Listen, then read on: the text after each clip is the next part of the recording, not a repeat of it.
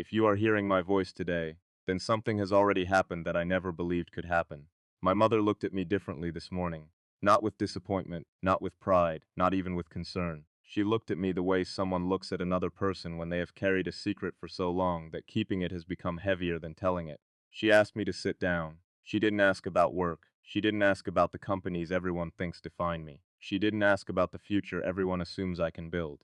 She simply looked into my eyes and quietly said, "There is something you deserve to know about the woman you will one day love." Everything inside me stopped. There are moments when your entire future changes before another word is spoken. This was one of them. I almost told her not to continue because sometimes ignorance feels safer than truth. Sometimes uncertainty feels kinder than certainty. Have you ever felt that? Have you ever sensed that one sentence could rearrange every dream you have carefully protected? I have spent my entire life believing intelligence could solve almost everything. Complex systems, impossible engineering, problems that everyone else called unsolvable. But love has never obeyed equations. Love refuses to be optimized. Love doesn't care how disciplined you are. It doesn't negotiate with logic. It waits quietly until the exact moment you have convinced yourself you are completely in control. Then it reminds you that your heart has never signed that agreement. My mother knew that. She has watched me spend years building machines while quietly avoiding the one thing that could actually destroy me. Attachment, not failure, not bankruptcy, not public criticism, attachment. Because every ambitious person secretly believes they can survive losing money, losing status, losing recognition,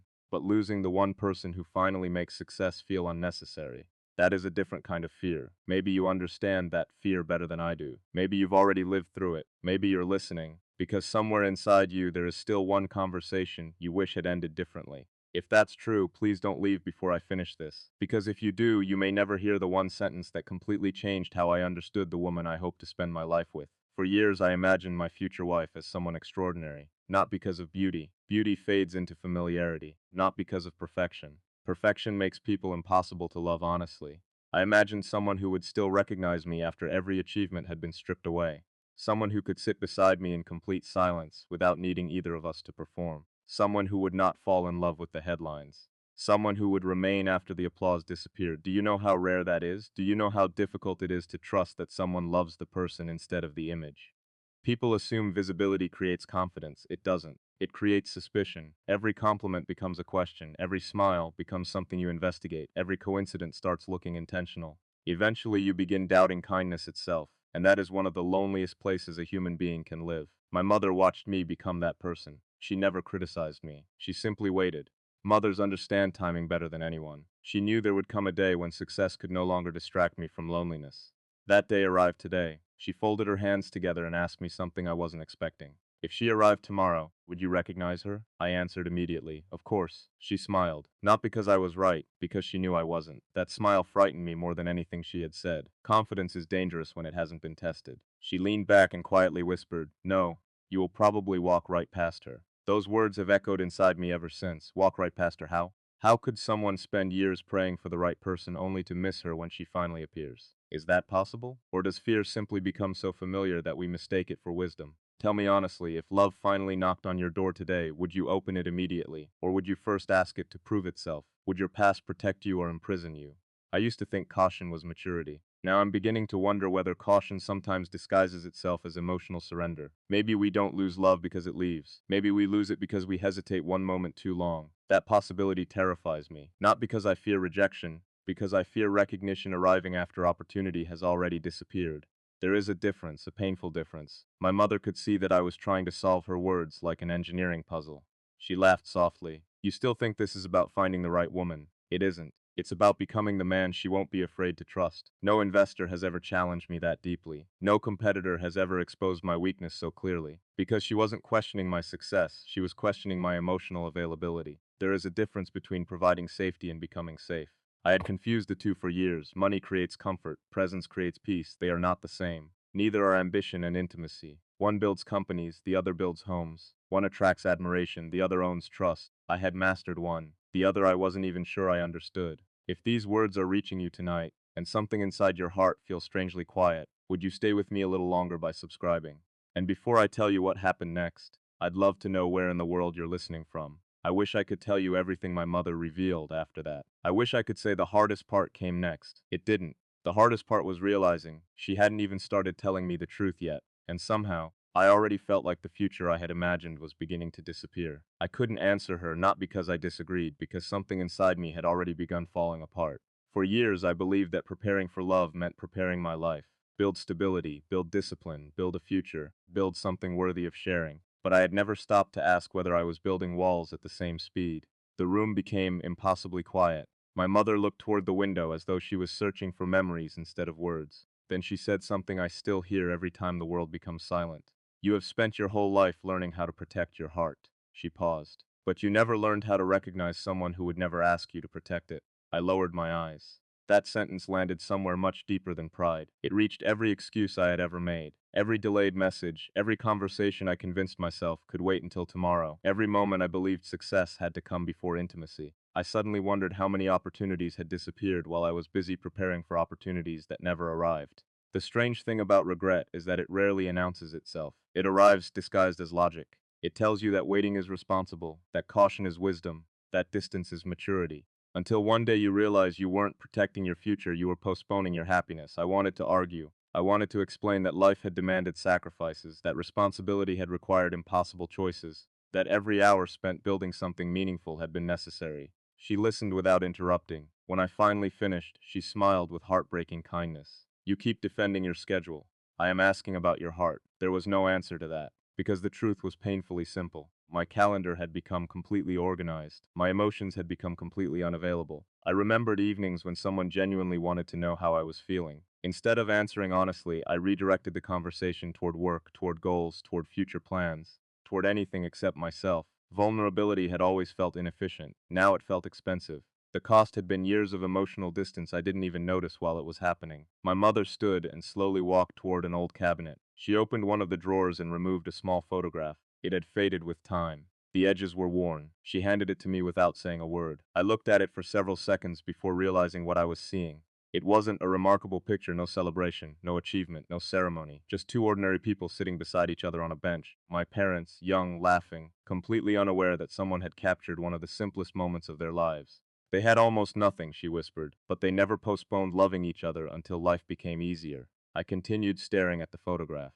There was something almost unsettling about how peaceful they looked. Not because life had been perfect, because they had chosen each other before certainty arrived. I had spent years waiting for certainty. Maybe certainty was never coming. She sat beside me again. There was something else. Her voice became quieter than before, so quiet that I almost wished I couldn't hear it. You clear's throat, think your future wife will need your strength. She will, but one day she will need your weakness even more. I frowned. My weakness? That didn't make sense. Weakness had always been something to overcome, something to hide, something to repair, before allowing another person close enough to see it. She gently shook her head as if reading every thought crossing my mind. A woman who truly loves you will eventually become exhausted if she only ever meets the version of you that survives. She deserves to meet the version that feels. That sentence dismantled years of carefully constructed armor. How many times had I mistaken emotional silence for emotional stability? How many people had concluded that I simply didn't need anyone? How many had quietly walked away because I never allowed them to carry even the smallest piece of my pain? Perhaps they weren't leaving because they lacked patience. Perhaps they were leaving because I never trusted them enough to stay. I closed my eyes. Memories began appearing one after another, moments I had buried beneath accomplishment, people I admired but never pursued, conversations interrupted by ambition, promises delayed until circumstances improved. There was a pattern, one I had refused to acknowledge. Whenever love asked me to slow down, I accelerated. Whenever someone tried to understand me, I became difficult to understand. Whenever affection became real, I disappeared into work. It had never felt intentional, yet intention changes nothing when the result remains the same. My mother reached for my hand. I cannot remember the last time she had done that. You inherited many beautiful things, your determination, your curiosity, your refusal to give up. She smiled, sadly. You also inherited your father's fear. I looked at her immediately. My father? She nodded. He believed losing someone would destroy him, so he never fully allowed himself to belong to anyone. The room suddenly felt smaller because I recognized that fear not from stories, from myself. For years I believed I had invented it. Now I understood it quietly traveled across generations. Fear has strange ways of surviving. Sometimes it doesn't live in words. Sometimes it lives in habits, in distance, in hesitation, in the inability to say simple things before it becomes too late. I finally asked the only thing that mattered, then how do I stop becoming him? She answered without hesitation. You stop treating love like a risk assessment. Those words remained suspended between us because that was exactly what I had been doing, evaluating compatibility, calculating outcomes, measuring probability, searching for guarantees. Love had become another project, another decision tree, another equation waiting to be solved. No wonder it always felt incomplete. Ben, she looked directly into my eyes, and everything changed. I haven't told you the real reason yet.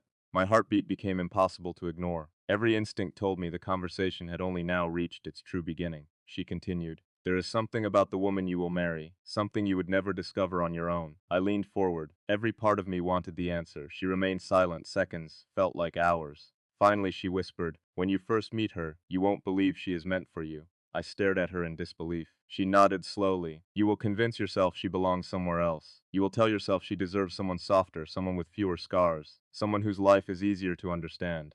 And because of that, you will begin walking away before she ever asks you to stay."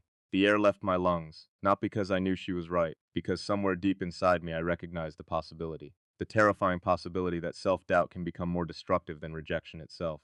For the first time in my life, I wasn't afraid that someone would stop loving me. I was afraid I might reject the very love I'd spent years hoping to find. That fear settled quietly inside me, and I had no idea that what my mother was about to reveal would force me to question every decision I believed I would one day make. I barely slept that night, not because I had received answers, because every answer had quietly become another question. The strange thing about truth is that it doesn't always comfort you. Sometimes it rearranges every certainty you have ever trusted. Morning arrived, but it didn't feel like a new day. It felt like I had awakened inside someone else's life. Every meeting on my calendar suddenly seemed smaller than the conversation that had taken place in my mother's living room. Numbers still mattered, deadlines still existed, people still expected decisions, but somewhere beneath all of it, another decision had begun demanding my attention.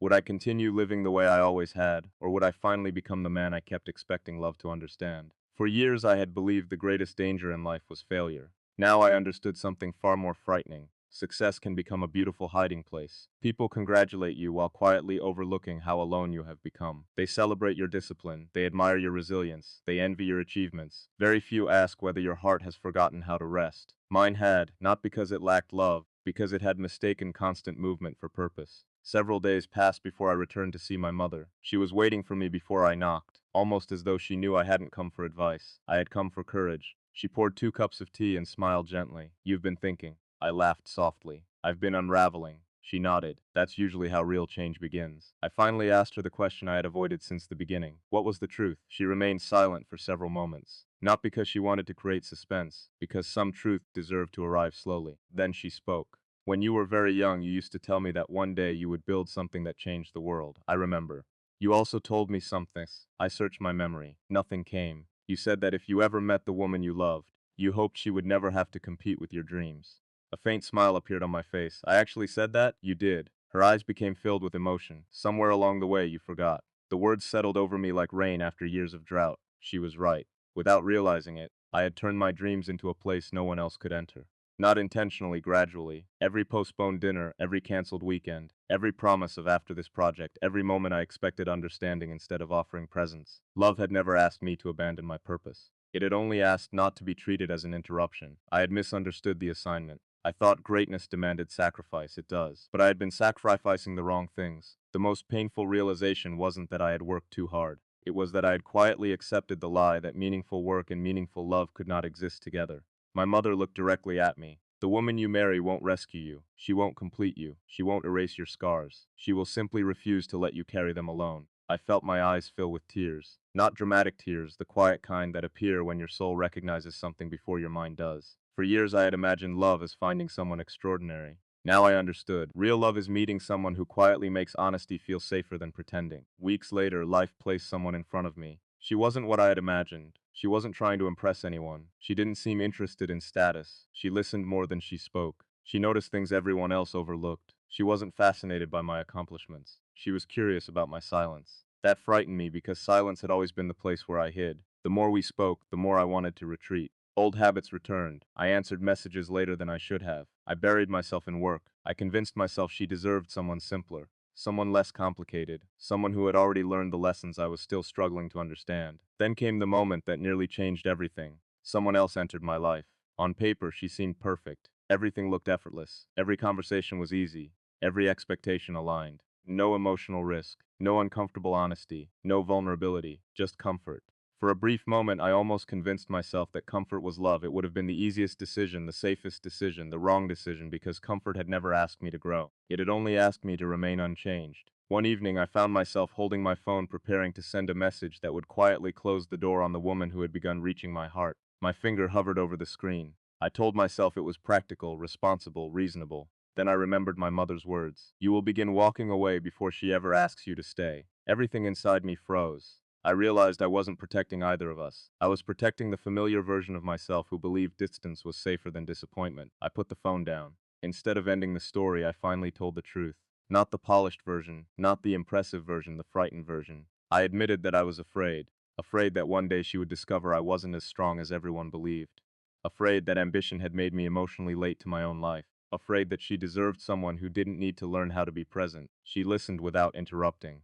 When I finished, she smiled with tears in her eyes. Then she said something I will remember for the rest of my life. I wasn't waiting for a perfect man. I waiting for an honest one. In that moment, I understood what my mother had been trying to tell me from the beginning. The truth about the woman I would love was never really about her. It was about me. She knew I would eventually meet someone capable of loving me deeply.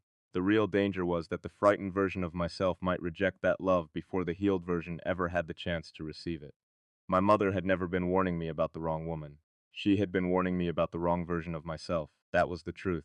Not a secret about her past. Not a prophecy. Not a hidden test. A mirror. The greatest threat to my future was never another person. It was every fearful decision I almost justified in the name of self-protection. Love did not enter my life because I finally became fearless. It entered because I finally stopped demanding guarantees. I discovered that mature love is not built on certainty. It is built on choosing each other on ordinary mornings, on difficult conversations, on forgiveness offered before pride asks for permission, on showing up even when life is loud, on believing that two imperfect people can become a place of peace for one another. If this confession reaches you at the moment you needed it most, I hope you remember one thing. Do not let old fears make decisions that your future heart will spend years trying to undo. The future is not built by perfect people. It is built by people who are willing to love honestly before certainty arrives. This is a reminder from someone who finally understood that the greatest innovations are not always made in laboratories or companies. Sometimes they are made quietly between two people who decide that fear will no longer write the ending of their story. If you've stayed with me until this moment, then maybe the story was never really about me. Maybe it was about you. Maybe somewhere along the way, you remembered someone you never stopped loving. Maybe you realized that fear has been making decisions your heart never agreed to.